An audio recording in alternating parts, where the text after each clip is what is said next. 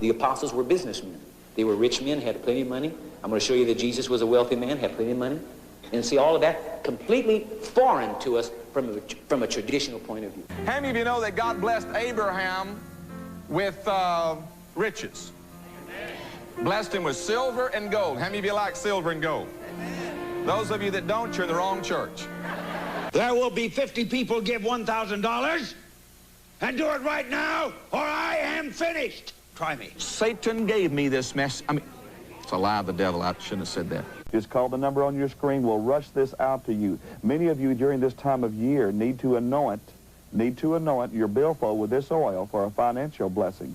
Hey guys, this video is the truth about religion. Now, the religions that I'm going to discuss are the three Abrahamic religions: Judaism, Christianity, and Islam. So I'm just going to get straight to the point, guys. Judaism, Christianity, and Islam are fiction. The stories aren't real. Those three religions are brainwashing cults, and it's not real. It's fictional baloney. Now, the three Abrahamic religions, they're sort of like the Hollywood movies, you know what I mean? In Hollywood, you had Star Wars, and then The Empire Strikes Back, Part 2, and then Return of the Jedi, Part 3. And those three religions are sort of the same thing, you know? Judaism is like Star Wars, Christianity is like Return of the Jedi, and Islam is like The Empire Strikes Back. Part 1, 2, and 3, you know? But it's all the same series of movies. It's all the same franchise. And that's the same with the three Abrahamic religions. It's just Part 1, Part 2, and Part 3 of the same story. And that's a story of fiction. And they, you know, they changed the details in Part 1 and Part 2 and Part 3. And the stories are a little bit different, but they all have the same type of idea of a magical God that sees everything. Now, guys, the three Abrahamic religions, Judaism, Christianity... Oh, hold on a second here. My fucking piece of shit car stalled. Look at that. I'm talking about this shit and my car stalls on a fucking hill. What do you know, eh?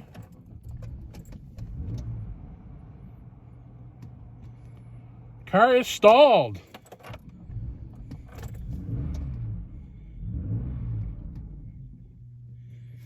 Oh. Okay, so my car is stalled on the middle of a hill. I'm making this video about the three Abrahamic religions. So I guess I'm just going to finish the video here about the three Abrahamic religions in the middle of this random street with my stalled car, which stalled in the middle of me making this video. So the three Abrahamic religions, those three stories, Judaism, Christianity, and Islam, they were made by the same people who write the scripts in Hollywood. The people who control Hollywood and control politics and all that stuff, they invented the religions too. They wrote them.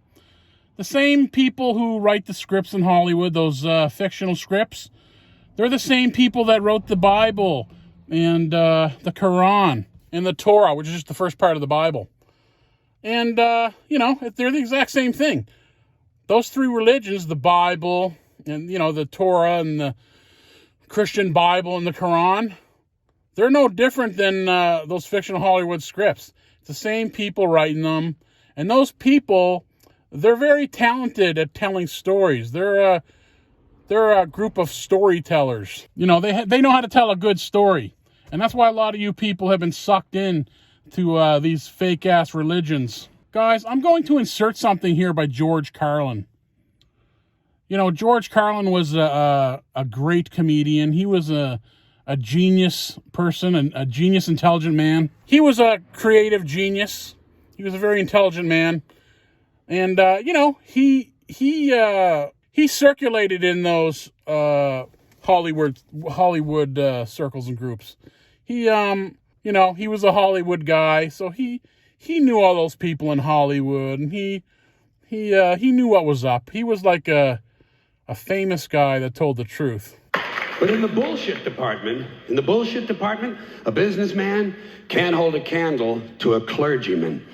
Because I got to tell you the truth, folks. I got to tell you the truth. When it comes to bullshit, big time, major league bullshit, you have to stand in awe of the all-time champion of false promises and exaggerated claims, religion. No contest. No contest. Religion easily has the greatest bullshit story ever told. Think about it. Religion has actually convinced people that there's an invisible man living in the sky who watches everything you do every minute of every day. And the invisible man has a special list of 10 things he does not want you to do. And if you do any of these 10 things, he has a special place full of fire and smoke and burning and torture and anguish where he will send you to live and suffer and burn and choke and scream and cry forever and ever till the end of time. But he loves you.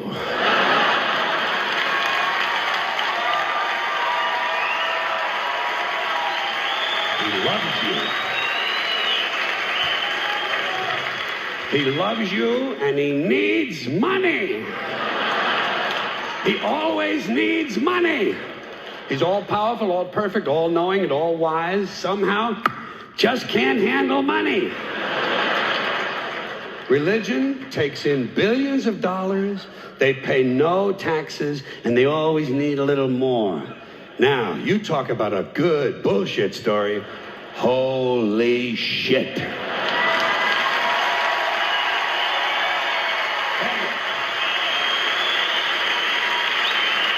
Thank you. But, thank you. Thank you very much. But I want you to know something. This is sincere. I want you to know, when it comes to believing in God, I really tried. I really tried. I tried to believe that there is a God who created each of us in his own image and likeness, loves us very much, and keeps a close eye on things. I really tried to believe that, but I gotta tell you, the longer you live, the more you look around, the more you realize something is fucked up. Something is wrong here. War, disease, death, destruction, hunger, filth, poverty, torture, crime, corruption, and the ice-capades. Something is definitely wrong. This is not good work. If this is the best God can do, I am not impressed. Results like these do not belong on the resume of a supreme being. This is the kind of shit you'd expect from an office temp with a bad attitude. And just between you and me, in any decently run universe, this guy would have been out on his all-powerful ass a long time ago. And by the way, I say this guy because I firmly believe, looking at these results, that if there is a God, it has to be a man. No woman could or would ever fuck things up like this.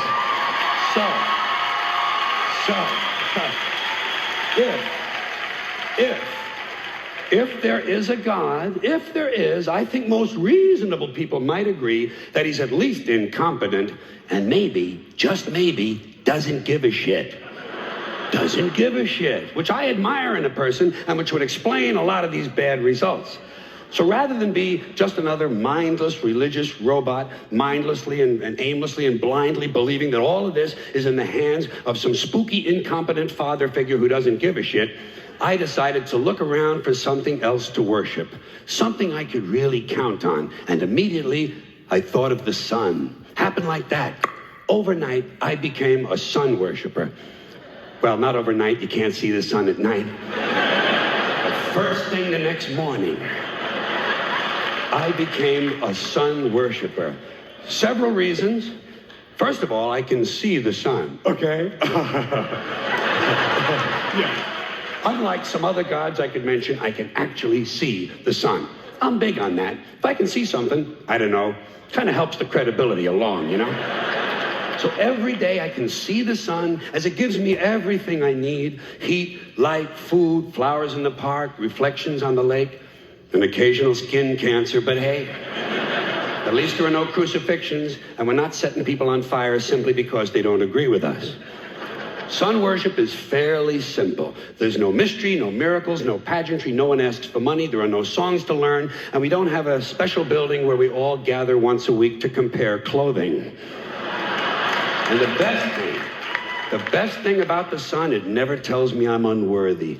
Doesn't tell me I'm a bad person who needs to be saved. Hasn't said an unkind word. Treats me fine. So I worship the sun. But I don't pray to the sun. Know why? I wouldn't presume on our friendship. It's not polite. I've often thought people treat God rather rudely, don't you? Asking trillions and trillions of prayers every day, asking and pleading and begging for favors. Do this, give me that, I need a new car, I want a better job. And most of this praying takes place on Sunday, his day off. It's not nice, and it's no way to treat a friend. But people do pray, and they pray for a lot of different things. You know, your sister needs an operation on her crotch. Your brother was arrested for defecating in a mall. But most of all, you'd really like to fuck that hot little redhead down at the convenience store. You know, the one with the eye patch and the club foot, huh? Can you pray for that? I think you'd have to. And I say, fine, pray for anything you want. Pray for anything. But what about the divine plan? Remember that? The divine plan. Long time ago, God made a divine plan. Gave it a lot of thought, decided it was a good plan, put it into practice. And for billions and billions of years, the divine plan has been doing just fine. Now you come along and pray for something. Well, suppose the thing you want isn't in God's divine plan. What do you want him to do? Change his plan? Just for you? Doesn't it seem a little arrogant? It's a divine plan. What's the use of being God if every rundown schmuck with a $2 prayer book can come along and fuck up your plan? And here's something else, another problem you might have. Suppose your prayers aren't answered. What do you say? Well, it's God's will. Thy will be done. Fine, but if it's God's will and he's going to do what he wants to anyway, why the fuck bother praying in the first place? Seems like a big waste of time to me. Couldn't you just skip the praying part and go right to his will? It's all very confusing. So to get around a lot of this, I decided to worship the sun. But as I said, I don't pray to the sun. You know who I pray to? Joe Pesci. Joe Pesci. Joe Pesci. 2 reasons. First of all, I think he's a good actor, okay? To me, that counts. Second, he looks like a guy who can get things done. Joe Pesci doesn't fuck around. Doesn't fuck around. In fact, Joe Pesci came through on a couple of things that God was having trouble with. For years, I asked God to do something about my noisy neighbor with the barking dog. Joe Pesci straightened that cocksucker out with 1 visit. It's amazing what you can accomplish with a simple baseball bat. So I've been praying to Joe for about a year now. And I noticed something. I noticed that all the prayers I used to offer to God and all the prayers I now offer to Joe Pesci are being answered at about the same 50% rate. Half the time I get what I want, half the time I don't. Same as God, 50-50. Same as the 4-leaf clover and the horseshoe, the wishing well and the rabbit's foot. Same as the mojo man. Same as the voodoo lady who tells you your fortune by squeezing the goat's testicles. It's all the same, 50-50. So just pick your superstition, sit back, make a wish, and enjoy yourself. And for those of you who look to the Bible for moral lessons and literary qualities, I might suggest a couple of other stories for you. You might want to look at The 3 Little Pigs. That's a good one. Has a nice, happy ending. I'm sure you'll like that. Then there's Little Red Riding Hood, although it does have that X-rated part where the big bad wolf actually eats the grandmother, which I didn't care for, by the way. And finally, I've often always drawn a great deal of moral comfort from Humpty Dumpty. The part I like the best, all the king's horses and all the king's men couldn't put Humpty Dumpty back together again. That's because there is no Humpty Dumpty and there is no God. None, not one, no God, never was. In fact, I'm gonna put it this way. If there is a God, may he strike this audience dead. See, nothing happened. Nothing happened. Everybody's okay. All right? Tell you what. I'll raise the stakes. I'll raise the stakes a little bit. If there is a God, may he strike me dead. See? Nothing happened. Oh, wait. Got a little cramp in my leg. And my balls hurt. Plus, I'm blind. Oh, now I'm okay again. Must have been Joe Pesci, huh? God bless Joe Pesci. Thank you all very much. Joe bless you. Thank you very much. I appreciate it. The FCC, an appointed body, not elected, answerable only to the president, decided on its own that radio and television were the only two parts of American life not protected by the First Amendment to the Constitution. And why did they decide that? Because they got a letter from a minister in Mississippi. A Reverend Donald Wildman in Mississippi heard something on the radio that he didn't like. Well, Reverend, did anyone ever tell you there are two knobs on the radio?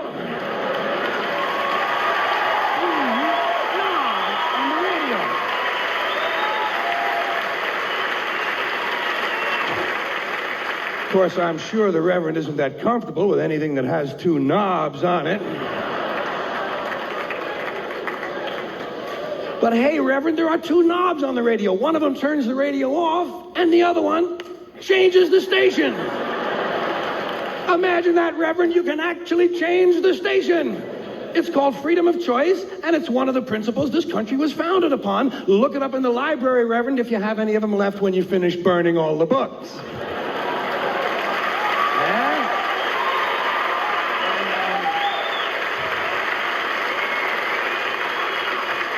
And I don't know how you feel about it, but I am getting pretty sick and tired of these fucking church people. I have just about had it with these fucking church people, all of them. You know what I say we ought to do at these churches? Tax them. Tax these motherfuckers. If they're so interested in politics and government policy and public policy, let them pay their admission price like everybody else. Tax them.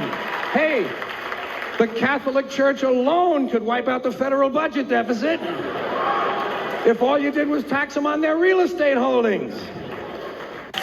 Here's another slogan. Here's another slogan you run into all the time. God bless America. Once again, respectfully, I say to myself, what the fuck does that mean?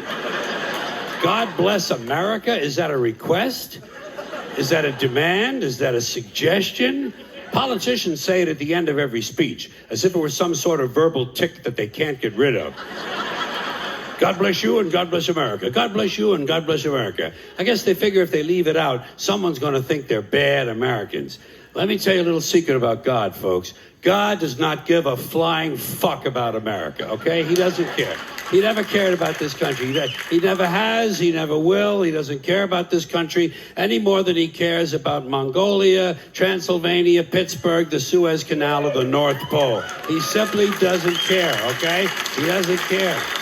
Listen, there are 200 countries in the world now. Do these people honestly think that God is sitting around picking out his favorites? Why would he do that? Why would God have a favorite country? And why would it be America out of all the countries? Because we have the most money? Because he likes our national anthem? Maybe it's because he heard we have 18 delicious flavors of classic rice-a-roni. It's delusional thinking. It's delusional thinking, and Americans are not alone with these sort of delusions. Military cemeteries around the world are packed with brainwashed, dead soldiers who are convinced God was on their side. America prays for God to destroy our enemies. Our enemies pray for God to destroy us. Somebody's going to be disappointed. Somebody's wasting their fucking time. Could it be everyone? Now.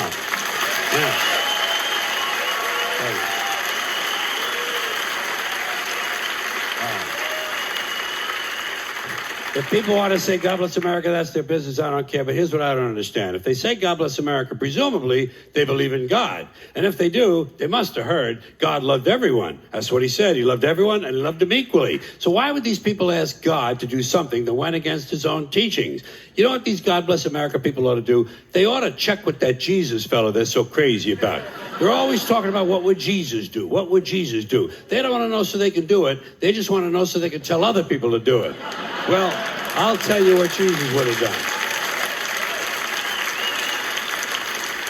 I'll tell you what Jesus would have done. He would have got up on the top of the Empire State Building and said, God bless everyone around the world forever and ever till the end of time. That's what Jesus would have done, and that's what these people should do, or else they should admit that God bless America is really just some sort of an empty slogan with no real meaning except for something vague like good luck. Good luck, America, you're on your own, which is a little bit closer to the truth. I started to question all this stupid hat shit when I was a kid. When I was a kid, I was a Catholic. At least until I reached the age of reason, okay? So, I was a Catholic for about 2.5 years, something like that. And during that time, one of the things they told us was that if a boy or a man went into a church, he had to remove his hat in order to honor the presence of God. But they had already told me that God was everywhere. So I used to wonder, well, if God is everywhere, why would you even own a hat? Why not show your respect? Don't even buy a fucking hat. And just to confuse things further, they told the women exactly the opposite. Catholic women and girls had to cover their heads when they went into church. Same as in certain temples, Jewish men have to cover their heads in those temples. In those same temples, Jewish women not allowed to cover their heads. So try to figure this shit out. Catholic men and Jewish women, no hats. Catholic women and Jewish men, hats. Somebody's got the whole thing totally fucking backwards, don't you think? And, you know... And what is this religious fascination with headgear? Every religion's got a different fucking hat. Did you ever notice that? The Hindus have a turban, the Sikhs have a tall white turban, Jews have a yarmulke, the Muslims have the keffiyeh, the bishop has a pointy hat on one day and a round hat on another day, Cardinal has a red hat, Pope has a... Why? Everybody's got a fucking hat. One group takes them off, the other group puts them on. Personally, I would never want to be a member of any group where you either have to wear a hat or you can't wear a hat. I think...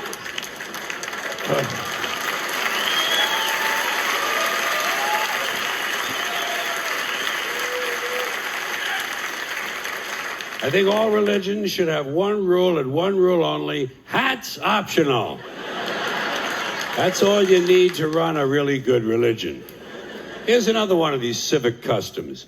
Swearing on the Bible. You understand that shit? They tell you to raise your right hand, place your left hand on the Bible.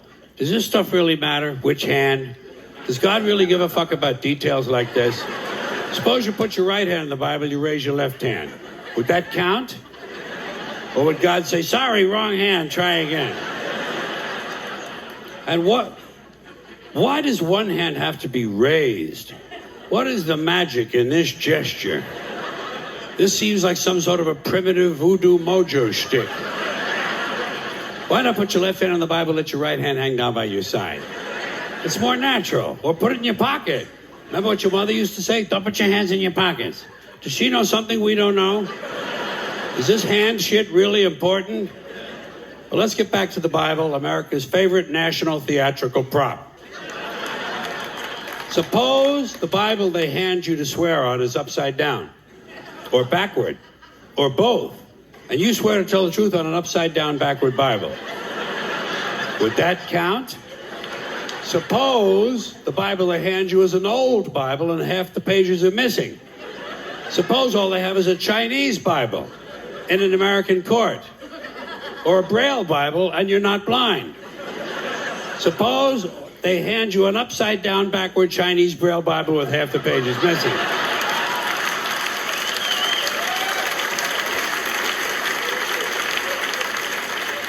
At what point does all of this stuff just break down and become just a lot of stupid shit that somebody made up?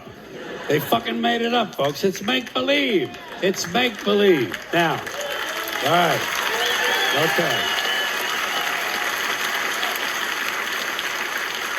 Let's leave the Bible aside. We'll get back to the science fiction reading later. The more important question is, what is the big deal about swearing to God in the first place? Why does swearing to God mean you're going to tell the truth? Wouldn't affect me. If they said to me, you swear to tell the truth, the whole truth, and nothing but the truth, so help you God, I'd say, yeah. I'll tell you about as much truth as the people who wrote that fucking Bible. How do you like that? Huh?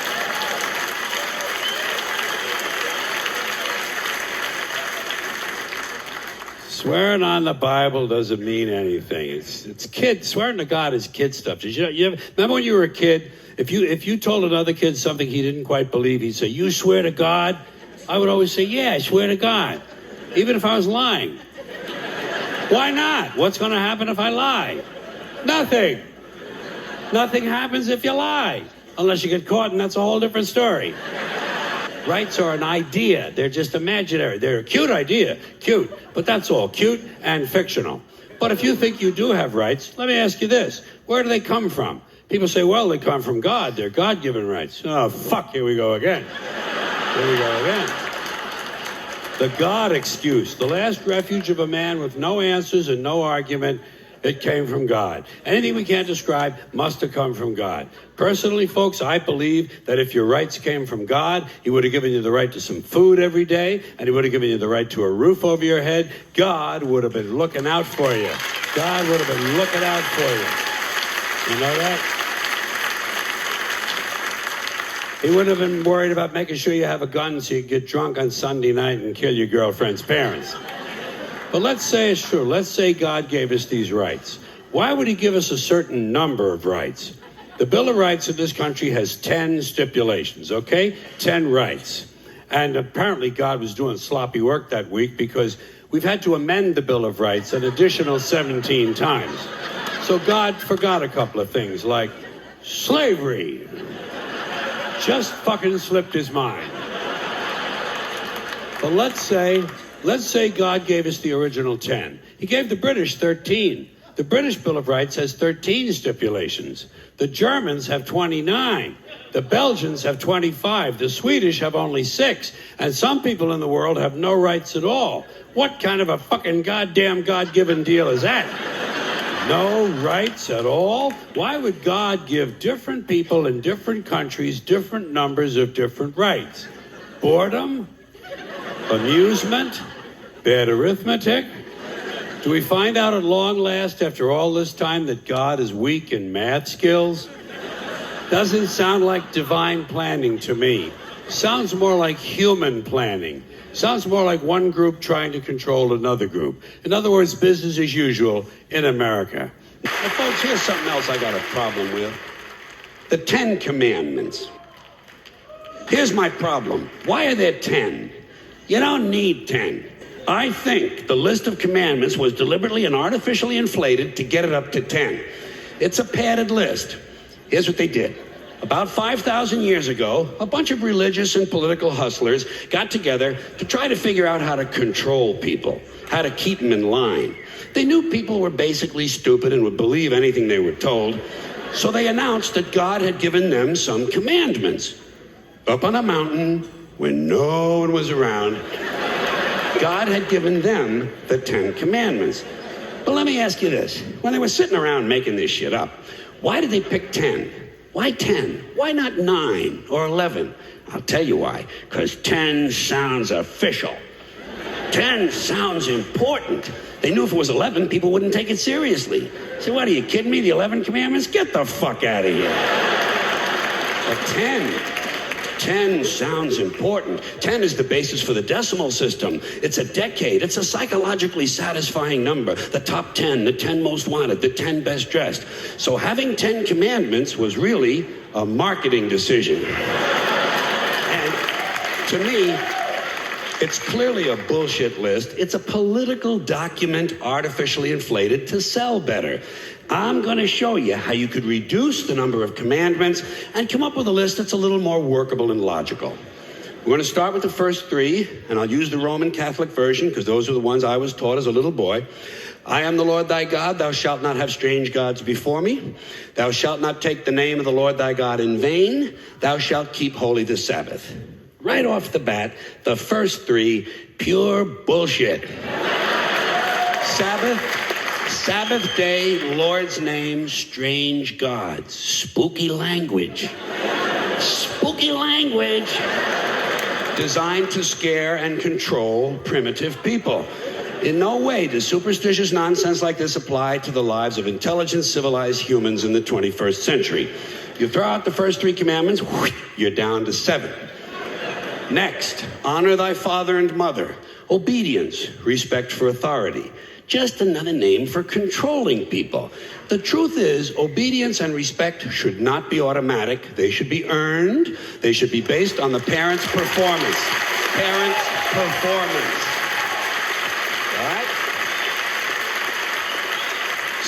Some parents deserve respect. Most of them don't. Period. You're down to 6. Now, in the interest of logic, something religion is very uncomfortable with, we're going to jump around the list a little bit. Thou shalt not steal, thou shalt not bear false witness. Stealing and lying. Well, actually, these two both prohibit the same kind of behavior. Dishonesty, stealing, and lying. So you don't need two of them. Instead, you combine them and you call it thou shalt not be dishonest. And suddenly, you're down to 5. And as long as we're combining, I have 2 others that belong together. Thou shalt not commit adultery, thou shalt not covet thy neighbor's wife. Once again, these 2 prohibit the same kind of behavior, in this case, marital infidelity. The difference is coveting takes place in the mind, and I don't think you should outlaw fantasizing about someone else's wife. Otherwise, what's a guy going to think about when he's waxing his carrot? But marital fidelity is a good idea, so we're going to keep the idea and call this one, thou shalt not be unfaithful. And suddenly, we're down to 4. But when you think about it, honesty and fidelity are really part of the same overall value. So in truth, you could combine the 2 honesty commandments with the 2 fidelity commandments and give them simpler language, positive language instead of negative, and call the whole thing, thou shalt always be honest and faithful. And we're down to 3. Thou shalt, they're going away fast. Thou shalt not covet thy neighbor's goods. This one is just plain fucking stupid. Coveting your neighbor's goods is what keeps the economy going. All right? Your neighbor gets a vibrator that plays "Oh Come All Ye Faithful." You want to get one too. Coveting creates jobs. Leave it alone. You throw out coveting and you're down to 2 now, the big honesty and fidelity commandment, and the one we haven't talked about yet, thou shalt not kill, murder, the 5th commandment. But when you think about it, religion has never really had a big problem with murder. Not really. More people have been killed in the name of God than for any other reason. All you have to do... Sure.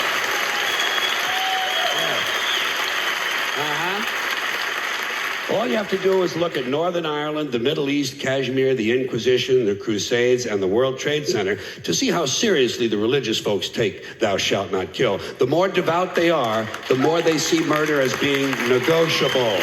It's negotiable. You know? It depends. It depends on who's doing the killing and who's getting killed. So, with all of this in mind, I leave you with my revised list of the 2 commandments. Thou shalt always be honest and faithful to the provider of thy nookie. Thou shalt try real hard not to kill anyone, unless, of course, they pray to a different invisible man from the one you pray to. 2 is all you need. Moses could have carried him down the hill in his fucking pocket. And if they had a list like that, I wouldn't mind those folks in Alabama putting it up on the courthouse wall. As long as they included one additional commandment, thou shalt keep thy religion to thyself. Catholics, which I was until I reached the age of reason.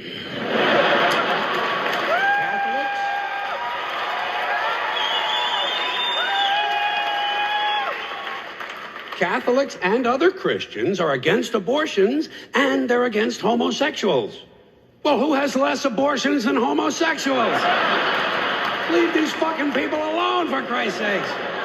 Here is an entire class of people guaranteed never to have an abortion. And the Catholics and Christians are just tossing them aside. You'd think they'd make natural allies. Go look for consistency in religion.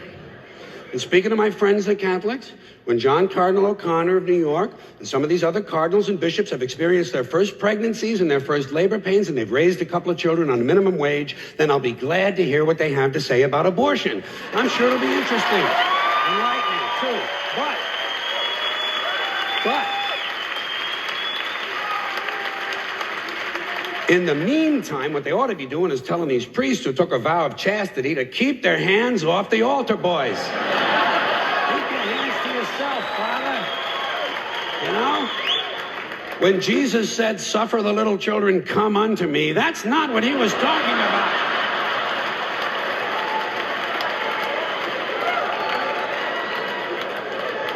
So you know what I tell these anti-abortion people? I say, hey, if you think a fetus is more important than a woman, try getting a fetus to wash the shit stains out of your underwear. For no pay and no pension. I tell them, think of an abortion as term limits. That's all it is. Biological term limits. But you know, the longer you listen to this abortion debate, the more you hear this phrase, sanctity of life. You've heard that, sanctity of life. You believe in it? Personally, I think it's a bunch of shit. Well, I mean, life is sacred? Who said so? God? Hey, if you read history, you realize that God is one of the leading causes of death. Has been for thousands of years. Hindus, Muslims, Jews, Christians, all taking turns killing each other because God told them it was a good idea. The sword of God, the blood of the Lamb, vengeance is mine. Millions of dead motherfuckers. Millions of dead motherfuckers, all because they gave the wrong answer to the God question. You believe in God? No. Dead.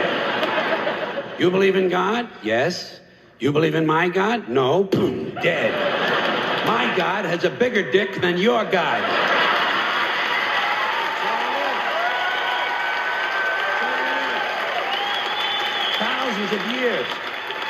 Thousands of years, and all the best wars, too, the bloodiest, most brutal wars fought, all based on religious hatred, which is fine with me, eh? Anytime a bunch of holy people want to kill each other, I'm a happy guy. But don't be giving me all this shit about the sanctity of life. I mean, even if there were such a thing, I don't think it's something you can blame on God. Now, you know where the sanctity of life came from? We made it up. You know why? Because we're alive. Same with religion. Religion is nothing but mind control. Religion is just trying to control your mind, control your thoughts. So they're going to tell you some things you shouldn't say because they're sins. You know, all these churches around the world, they're just like, no different than a Subway franchise. It's the same type of system. They spread these churches all over the world, just like they spread all these fast food restaurants, and it's just the franchise system, guys. If religion was real, if God was real and all this stuff, do you think all these preachers and stuff would be allowed to be on television by the people who control the television? Do you think they'd be able to be on every channel spreading these messages? No. And these religions, they contradict reality. You know? They always say, turn the other cheek and love your brother as yourself. But the people in power, that's not how they run the world, guys. The people in power, they have cops who have guns, and they have militaries. The people in power run the world through violence, man. They rule the world by the law of the jungle, by the laws of nature. If you look at the animals in nature, guys, you know, the strong rule the weak. This Bible story doesn't reflect reality. This Bible story is fantasy land, man. It's fiction. And I know a lot of you guys have been sucked into these Bible stories because, these cults, these brainwashing cults, what they do is they love bomb people. That's one of their tactics, is they love bomb you. They say, Jesus loves you. You know, this superhero character, Jesus. They say, Jesus loves you. You know, who doesn't want to be loved, right? But there is no Jesus. This is just the love bombing technique where they say they love you in order to, suck you into their group. And then when you're older, say you're an old lady, the church says, are you going to sign over your house to the church? You know what I mean? They try to get old ladies money from them when they're old. Yeah, like old ladies, their husbands die, and they have the property, the house, and whatever, and all these assets. Then the church tries to get their assets from them when they're about to die, which is pretty creepy ass thing to do. But yeah, guys, I'm telling you, listen, I'm the ultimate truther, okay?